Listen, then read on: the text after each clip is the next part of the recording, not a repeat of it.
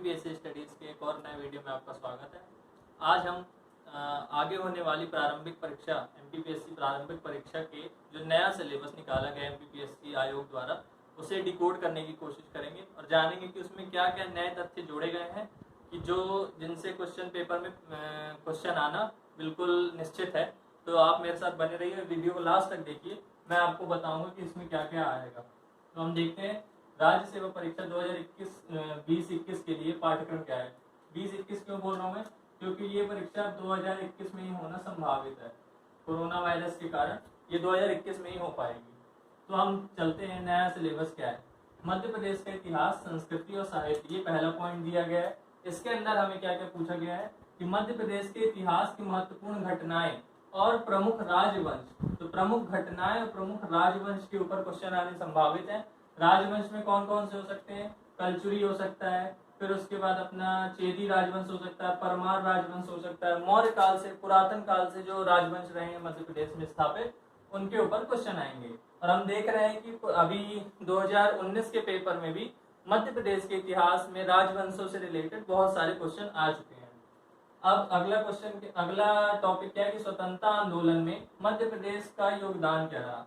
स्वतंत्रता आंदोलन मतलब 1857 का स्वतंत्रता आंदोलन, जिसे प्रथम स्वतंत्रता आंदोलन कहा जाता है, से लेकर 1947 तक इन घटनाक्रम इसमें इस समय काल में कौन कौन से ऐसे घटनाक्रम रहे जिनका योगदान मध्य प्रदेश की तरफ से भी रहा है। जैसे झंडा सत्याग्रह हो गया, भारत छोड़ो आंदोलन के टाइम पर कौन कौन से जो प्रमुख व्यक्तित्व थे वो स्वतंत्रता आंदोलन में भाग ले रहे थे, ये चीज के ऊपर क्वेश्चन हो सकते हैं। तीसरा पॉइंट है मध्य प्रदेश की प्रमुख कलाएं एवं स्थापत्य कला। कलाओं के अंतर्गत क्या क्या आ जाएगा? संगीत आ जाएगा, चित्रकला आ जाएगा। तो ये चीजें, इन पर भी क्वेश्चन पूछ सकते हैं कि इनके प्रमुख व्यक्तित्व कौन कौन से हैं, और उसके बाद इनमें से कौन कौन से प्रमुख व्यक्तित्वों की कौन कौन सी कलाएं हैं। तो ये चीजें क्वेश्चन आ सकते हैं। स्थापत्य कला में देखें, स्थापत्य कला में हम देखते हैं कि कौन सा मंदिर कहाँ पर है, उसके बाद सांची स्तूप जैसा है उसकी स्थापत्य कला के ऊपर क्वेश्चन हो सकते हैं। फिर आगे चलें तो मध्य प्रदेश की प्रमुख जनजातियां एवं बोलियां। जनजातियां मध्य प्रदेश के लिए हमेशा से इम्पोर्टेंट टॉपिक रहा है, ये इस बार भी जोड़ा गया है। और बोलियां, तो जनजातियां और उनकी बोलियां, तो ये मैं आपको पूरा बताऊंगा। उसके बाद मध्य प्रदेश के प्रमुख त्योहार कौन कौन से यहाँ पर बनाए जाते हैं, लोक संगीत कौन कौन से यहाँ पर हैं, लोक कलाएं कौन सी हैं, और लोक साहित्य, तो इनके ऊपर क्वेश्चन आएंगे। ये टॉपिक अलग अलग दिए नहीं, तो ये हमेशा जनजातियों के अंदर ही होता है, पर इस बार ये टॉपिक अलग अलग दिए गए हैं, तो स्पेसिफिकली इससे अलग से क्वेश्चन आ सकता है या ज्यादा क्वेश्चन आने की संभावना रहेगी। फिर मध्य प्रदेश के प्रमुख साहित्यकार एवं उनकी कृतियां। साहित्यकार ये टॉपिक पहले भी रहा है और हमेशा से इसके ऊपर क्वेश्चन आते रहे, जैसे मैथिली शरण गुप्त हो गए, बालकृष्ण शर्मा नवीन हो गए, इनकी कृतियां, इनका जन्म या फिर ये किस अखबार या उसके संपादक थे, ये चीजों के ऊपर क्वेश्चन हमेशा आते रहते हैं। फिर मध्य प्रदेश के प्रमुख धार्मिक स्थल एवं पर्यटन स्थल कौन से। धार्मिक स्थलों में मैहर हो गया, और जैसे उज्जैन हो गया, ओमकारेश्वर हो गया, इनके ऊपर क्वेश्चन आ सकते हैं। इसके बाद पर्यटन स्थल भी यही है, और भी जो अन्य पर्यटन स्थल है उनके ऊपर भी क्वेश्चन आ सकते हैं कि किसने बनवाया, कब स्थापित हुए, इनकी कलाओं में किस चीज का निर्माण हुआ, किस चीज का उपयोग किया गया है, इसके ऊपर क्वेश्चन हो सकते हैं, डेफिनेटली क्वेश्चन होंगे। फिर मध्य प्रदेश के प्रमुख जनजातीय व्यक्तित्व कौन कौन रहे हैं। जनजातियों को काफी ज्यादा इन्होंने वेटेज दिया है इस बार। जनजातीय व्यक्तित्व हो, चाहे कलाएं हों, चाहे जनजाति बोलियां हो, संगीत हो, साहित्य हो, तो जनजातियों के लिए बहुत सारे टॉपिक दिए गए हैं। अब हम अगला देखते हैं कि अगला कौन सा टॉपिक दिया गया है। तो अगला टॉपिक क्या दिया है? भारत का इतिहास। इसके पहले था मध्य प्रदेश का इतिहास, संस्कृति एवं कला, अब है भारत का इतिहास। भारत के इतिहास में क्या है? प्राचीन एवं मध्यकालीन भारत के इतिहास की प्रमुख विशेषताएं। तो इसमें प्राचीन कालीन हड़प्पा सभ्यता से लेकर बौद्ध काल, जैन काल, उसके बाद वैदिक युग और अन्य जो भी इतिहास की प्रमुख विशेषताएं हैं, या जो भी घटनाएं हैं, जो भी घटनाक्रम हुए हैं, वो पूछे जाएंगे। उसके बाद प्रशासनिक, सामाजिक एवं आर्थिक व्यवस्थाएं, जो इन टाइमों पे राजा थे उनके प्रशासनिक व्यवस्था कैसी थी, उनकी सामाजिक व्यवस्था कैसी थी, उनकी आर्थिक व्यवस्था कैसी थी, अलाउद्दीन खिलजी की बाजार व्यवस्था हो जाए, चाहे चोल प्रशासन हो जाए, इनके ऊपर अधिकतर हमेशा क्वेश्चन आते रहते हैं। अब उसके बाद 19वीं एवं 20वीं शताब्दी में सामाजिक तथा धार्मिक सुधार आंदोलन, तो जो राजा राम मोहन द्वारा जो चलाया गया धार्मिक सुधार आंदोलन और समाज में सुधार लाने के लिए क्या क्या प्रयास किए गए, कौन कौन से संगठन बने, दयानंद सरस्वती कौन थे, इस टॉपिक पर अपन बात करेंगे। उसके बाद है स्वतंत्रता संघर्ष एवं भारतीय राष्ट्रीय आंदोलन, ये पूरा 1857 से लेकर 1947 तक चलेगा। इसमें महात्मा गांधी, चंद्रशेखर आजाद, सुभाष चंद्र बोस, अन्य जो भी लोग रहे हैं जिन्होंने जो जो प्रयास किए हैं उनके बारे में संपूर्ण जानकारी अपन हासिल करेंगे। उसके बाद स्वतंत्रता के पश्चात भारत का एकीकरण एवं पुनर्गठन, तो भारत का एकीकरण 1947 के पश्चात भारत का एकीकरण सरदार वल्लभ भाई पटेल द्वारा किया गया एवं पुनर्गठन कैसे किया गया, इस टाइम पे ऑपरेशन विजय क्या था, और जो भी हमारे पास और भी टॉपिक रहेंगे उस पर हम चर्चा करेंगे। तो अब चलते हैं हम अपने अगले टॉपिक पे कि क्या है होगा। तो दोस्तों तीसरा टॉपिक है हमारा मध्य प्रदेश का भूगोल। मध्य प्रदेश के भूगोल में क्या क्या है, मध्य प्रदेश के वनोपज, वन्य जीव, नदियां, पर्वत श्रृंखलाएं। तो मध्य प्रदेश में वन कहाँ कहाँ है, कौन कौन से टाइप के, उनमें कौन से टाइप के वृक्ष होते हैं। वनोपज मध्य प्रदेश के जनजातियों का बहुत ही इम्पोर्टेंट फैक्टर है। फिर वन्य जीव कौन कौन से पाए जाते हैं, कौन से अभ्यारण्य, कौन से राष्ट्रीय उद्यान में कौन से वन्य जीव पाए जाते हैं। नदियां कौन सी हैं, नदियों के तंत्र कौन कौन से, किस शहर के किनारे हैं, ये सारी चीजें। फिर पर्वत श्रृंखला, कौन सी पर्वत श्रृंखला, चाहे विंध्य हो चाहे सतपुड़ा हो, वो कहाँ से कहाँ तक फैली, उसमें कौन से प्रमुख दर्रे, कौन सी प्रमुख चोटियां, इनके ऊपर क्वेश्चन होंगे। फिर मध्य प्रदेश की जलवायु, मध्य प्रदेश की जलवायु कैसी है और उसके ऊपर वह कब कब कैसे कैसे रिएक्ट करती है, इसके ऊपर क्वेश्चन हो सकते हैं। मध्य प्रदेश के प्राकृतिक एवं खनिज संसाधन, मध्य प्रदेश में कौन कौन से खनिज संसाधन पाए जाते हैं, कौन कौन से प्राकृतिक संसाधन पाए जाते हैं, ये सब मैं आपको बताऊंगा। मध्य प्रदेश में परिवहन कौन सा है, ये हमेशा से एमपीपीएससी का फेवरेट टॉपिक रहा है। इसमें से हमेशा क्वेश्चन आते हैं, चाहे मध्य प्रदेश का सड़क परिवहन हो, चाहे वो रेलवे हो, चाहे वो एयरलाइन हो, तो इसमें से हमेशा क्वेश्चन आते हैं। फिर हम देखेंगे मध्य प्रदेश की प्रमुख सिंचाई व्यवस्थाएं कौन कौन सी हैं और प्रमुख विद्युत परियोजनाएं कौन कौन सी हैं। सिंचाई परियोजनाएं कौन सी है, कहाँ है, किस नदी पर स्थापित है, और उसके बाद विद्युत परियोजनाएं कौन कौन सी है, इनकी क्षमता कितनी है, ये कब स्थापित हुई, इनका नाम क्या है, इनके बांध का नाम क्या है। ये हमेशा कंफ्यूजन रहता है कि इनकी स्थापना कब हुई, इनकी क्षमता क्या है, ये मैं सब आपको बताऊंगा क्लियर बिल्कुल। मध्य प्रदेश में कृषि, पशुपालन एवं कृषि आधारित उद्योग, मध्य प्रदेश एक कृषि प्रधान राज्य है। फिर उसके बाद यहाँ पे पशुपालन भी काफी अच्छा होता है, और कृषि पर आधारित उद्योग कौन कौन से हैं, ये सब कहाँ कहाँ पर स्थापित हैं, इन पर महत्वपूर्ण क्वेश्चन हमेशा से एमपीपीएससी में पूछे जाते हैं। और एमपी का वेटेज भी बहुत ज्यादा होता है, लगभग 100 में से 30 क्वेश्चन से 35 क्वेश्चन तक एमपी के पूछे जाते हैं। तो एमपी का इस बार के सिलेबस में ही वेटेज बहुत ज्यादा बढ़ा दिए गए, तो हो सकता है इससे ज्यादा क्वेश्चन भी आए। तो चलिए फिर हम अपना अगला टॉपिक देखते हैं। तो अगला टॉपिक है दोस्तों भारत एवं विश्व का भूगोल। पहले था मध्य प्रदेश का भूगोल, अब है भारत एवं विश्व का भूगोल। तो भारत के भूगोल में भौतिक भूगोल, प्राकृतिक प्रदेश, भारत के प्राकृतिक प्रदेश कौन कौन से हैं, उनके अंदर कौन कौन से राज्य आते हैं, और उन पे कौन कौन से प्राकृतिक संसाधन पाए जाते हैं, किस तरह के वन, खनिज, जल, कृषि, राष्ट्रीय उद्यान और अभ्यारण्य। तो ये पूरे भारत में कौन से राष्ट्रीय उद्यान है, अभ्यारण्य है, इसके बारे में भी क्वेश्चन आ सकते हैं कि कौन सा कहाँ पर है। सामाजिक भूगोल के अंदर जनसंख्या एवं जनांकिकी, ये एक हमेशा से बहुत इंपॉर्टेंट टॉपिक रहा है। जनसंख्या के ऊपर से हमेशा क्वेश्चन आते हैं, तो आप इनके लिए याद रखें इनको। फिर आर्थिक भूगोल, मानव संसाधन, उद्योग एवं यातायात। तो आर्थिक भूगोल के अंदर भारत में कौन कौन से उद्योग है, प्रमुख उद्योग कौन कौन से, यातायात के साधन कौन कौन से, वो कब स्थापित हुए, कौन सा हाईवे नंबर कहाँ से कहाँ तक जाता है, प्रमुख हाईवे कौन से, नया हाईवे कौन सा बना, इसके ऊपर क्वेश्चन आ सकते हैं। फिर विश्व के महाद्वीप, देश, महासागर, नदियां, पर्वत। तो विश्व में कौन कौन से महाद्वीप हैं, उसके बाद उनमें कौन सा देश अवस्थित है, देश कौन कौन से, महासागर में उनके अंदर सागर कौन से हैं, महासागर की विशेषताएं और अन्य।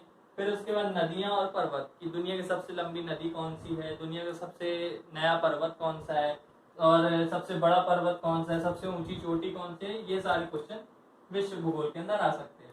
फिर विश्व के प्राकृतिक संसाधन, तो विश्व में सबसे अधिक सोना कहाँ पाया जाता है, सबसे अधिक कोयला कहाँ पाया जाता है, सबसे अधिक लोहा कहाँ पाया जाता है, इस तरह के क्वेश्चन आ सकते हैं।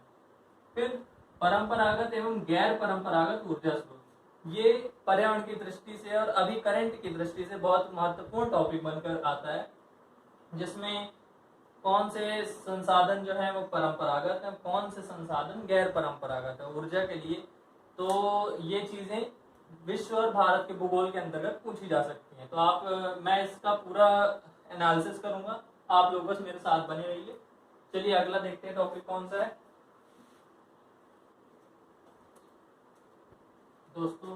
दोस्तों अगला 5वां टॉपिक हमारे सामने क्या आता है, इसमें 2 भाग है, और भाग मैंने क्या दिया कि राज्य की संवैधानिक व्यवस्था।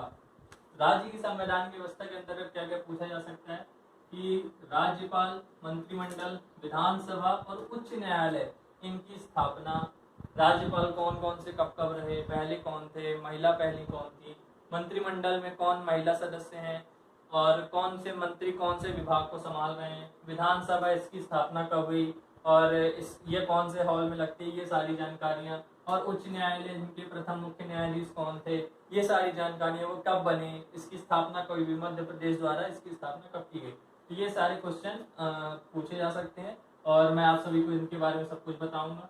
फिर मध्य प्रदेश में त्रिस्तरीय पंचायती राज एवं नगरीय प्रशासन व्यवस्था, तो मध्य प्रदेश में पंचायती राज कब आया और नगरीय प्रशासन व्यवस्था मतलब नगर पालिका, नगर निगम, नगर पंचायत के बारे में क्या क्या व्यवस्थाएं की गई मध्य प्रदेश में, कब स्थापित हुआ और इनके लिए अधिनियम कब बना, ये सारे क्वेश्चन।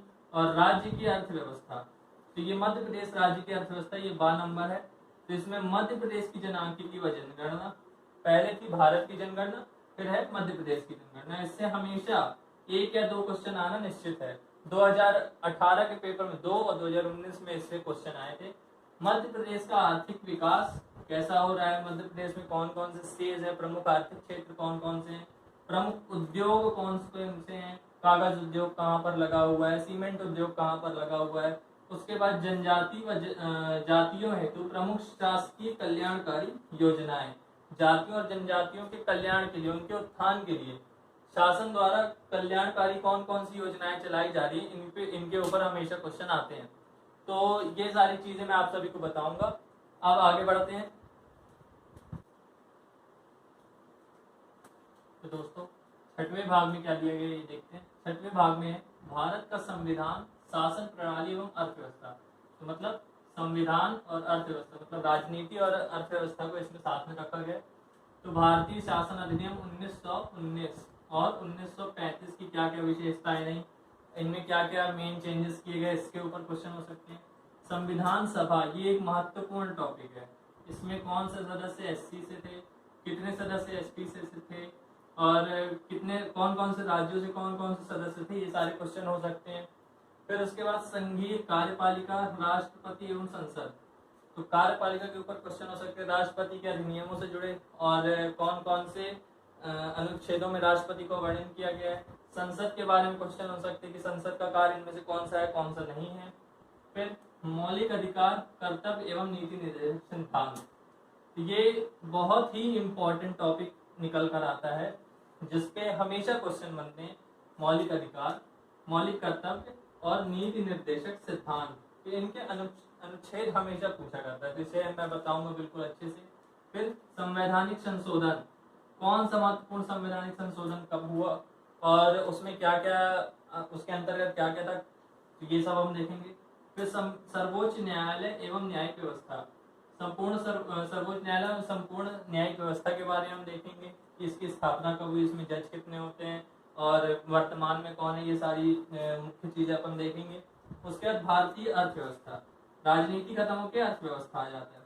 अर्थव्यवस्था में क्या कह दिया गया कि औद्योगिक विकास और विदेशी व्यापार, तो औद्योगिक विकास की कड़ियाँ कौन कौन सी रही, कब कौन कौन सी स्टेजेस आई। उसके बाद विदेशी व्यापार भारत किसके किसके साथ करता है, कितना करता है, कौन सबसे ज्यादा कौन सबसे कम। उसके बाद आयात निर्यात कैसे होता है, कहाँ से आयात ज्यादा होता है, कहाँ से निर्यात करते हैं अपन, कौन सी वस्तुएं करते हैं, वो सारी चीजें देखेंगे। उसके बाद वित्तीय संस्थाएं, इसके अंतर्गत है RBI, reserve bank of India. उसके बाद है बैंकों का राष्ट्रीयकरण। ये कब हुआ?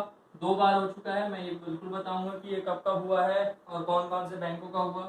फिर सेबी और एनएसई, सेबी और एनएसई के बारे में पूरी जानकारी दी जाएगी। स्टॉक के बारे में कि कौन सी संस्था है जो इसे देखती है पूरी तरह से, मतलब कंट्रोल रेगुलेट करती है। और बैंकिंग एवं वित्तीय संस्थाएं, तो कौन कौन सी बैंकिंग संस्थाएं हैं और कौन कौन सी गैर बैंकिंग व्यवस्थाएं हैं, गैर बैंकिंग संस्थाएं हैं, उनके बारे में हम देखेंगे। तो आगे चलते हैं, आगे देखते हैं और कौन कौन से टॉपिक है हमारे में।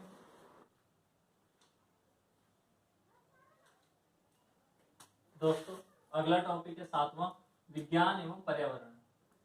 अब विज्ञान एवं पर्यावरण के अंदर विज्ञान के मौलिक सिद्धांत, विज्ञान के मौलिक सिद्धांत में न्यूटन के नियम, गति के नियम और गुरुत्वाकर्षण के नियम, इनको हम जानेंगे। उसके बाद भारत के प्रमुख वैज्ञानिक संस्थान एवं उनकी उपलब्धियां।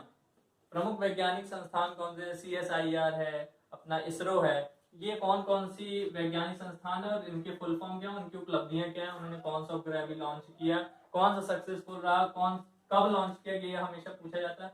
उपग्रह कौन कौन से लॉन्च किए जा रहे हैं, चंद्रयान हो गया या फिर कुछ भी हो गया। फिर अंतरिक्ष प्रौद्योगिकी से जुड़े और सवाल आ सकते हैं, ये हमेशा से MPPSC में पूछा जाता रहा है। फिर पर्यावरण में देखें तो पर्यावरण में जैव विविधता, जैव विविधता के ऊपर से हमेशा क्वेश्चन पूछा जाता है। फिर पारिस्थितिकी तंत्र, इस पे से हमेशा क्वेश्चन पूछे कि पारिस्थितिकी पिता किसे कहा जाता है। पोषण आहार एवं पोषक तत्व, पोषण आहार पोषक तत्व के अंतर्गत विटामिन, उनके नाम, वैज्ञानिक नाम, कार्बोहाइड्रेट्स, प्रोटीन्स और उनसे होने वाले, उनकी कमी से होने वाले रोग, उनकी अधिकता से होने वाले रोग, ये सारी चीजें हम देखेंगे। मानव शरीर संरचना, मानव शरीर की संरचना क्या क्या है और मानव शरीर के अंदर कौन कौन से तंत्र पाए जाते हैं, स्वतंत्र तंत्र को देखेंगे और पाचन तंत्र, उत्सर्जन तंत्र, और इनको देखेंगे हम। फिर कृषि उत्पाद तकनीकी, कृषि उत्पाद तकनीकी मतलब कृषि के उत्पादों को बनाने के लिए और कौन कौन सी नई तकनीकों का इस्तेमाल किया जा रहा है, इस पर क्वेश्चन पूछे जाएंगे।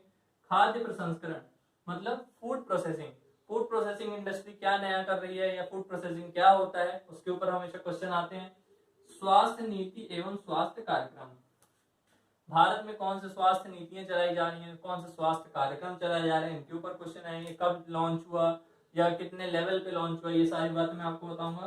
फिर प्रदूषण, आपदाएं एवं प्रबंधन, तो प्रदूषण से रिलेटेड क्वेश्चन हमेशा पूछे जाते हैं कि ग्रीन हाउस गैसेस कौन सी हैं या फिर इनमें से कौन सी ग्रीन हाउस गैस है, किस कारण से जल प्रदूषण, भूमि प्रदूषण, मृदा प्रदूषण, ध्वनि प्रदूषण, नाभिकीय प्रदूषण, ये सब फैल रहा है। आपदाएं, प्राकृतिक आपदाएं, मानव निर्मित आपदाएं, कौन कौन सी आपदाएं कौन कौन सी कैटेगरी में आती है, ये मैं आपको बताऊंगा। और इनका प्रबंधन कैसे होता है, इनके प्रबंधन के लिए कौन कौन से कार्य जरूरी होते हैं करने, सरकारें क्या क्या कदम उठाती हैं इनके प्रबंधन के लिए, ये सारी बातें बताएंगे। तो चलिए आगे देखते हैं आगे क्या टॉपिक है। तो दोस्तों अपना अगला टॉपिक 8वां, अंतरराष्ट्रीय एवं समसामयिक घटनाएं मतलब current affair, international current affair भी और नेशनल करंट अफेयर भी। इसके अंदर महत्वपूर्ण व्यक्तित्व एवं स्थान, मतलब कौन से महत्वपूर्ण व्यक्तित्व ने क्या किया, कहाँ पर अपॉइंट हुए, किन की मृत्यु हो गई, ये सारे टॉपिक। और स्थान, कौन सा महत्वपूर्ण घटनाक्रम कहाँ पर हो रहा है, ये स्थान पूछे जाते हैं। महत्वपूर्ण घटनाएं कौन कौन सी हुई, महत्वपूर्ण घटनाएं कौन कौन सी, ये पूछा जाता है। भारत एवं मध्य प्रदेश की प्रमुख खेल संस्थाएं, इसके ऊपर से डेफिनेटली फ्रेंड्स क्वेश्चन आता ही आता है।